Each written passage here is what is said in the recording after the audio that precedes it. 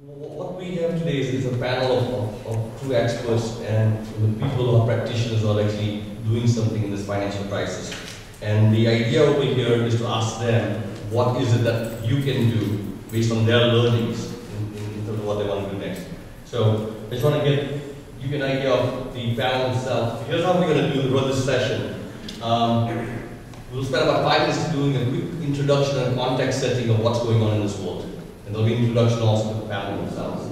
We'll give each of the panelists about probably 4 minutes to introduce themselves and give a little background on who they are, what organizations they represent, and what are they thinking around innovation, and what are they thinking around this financial crisis.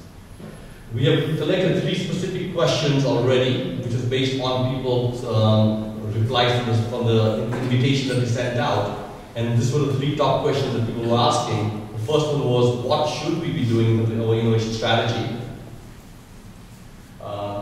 Second is, even if it's on strategy, there's a tremendous amount of pressure going on within the organizations in terms of cutting and changing. And so how do you keep innovation still a priority at a time when it's difficult in terms of the pressures of cost cutting, the pressures of competition, the pressures of basically a credit crunch?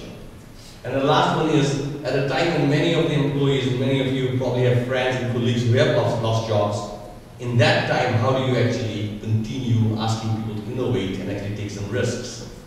Because taking those risks do have some consequences if you do fail. So how do you encourage people to actually continue innovating in that particular time? What we'll do after that, each panelist will get 2 minutes to answer each one of those questions. We'll go 1 question at a time, 2 minutes per person, and then we'll spend another 2 minutes to basically have a rebuttal.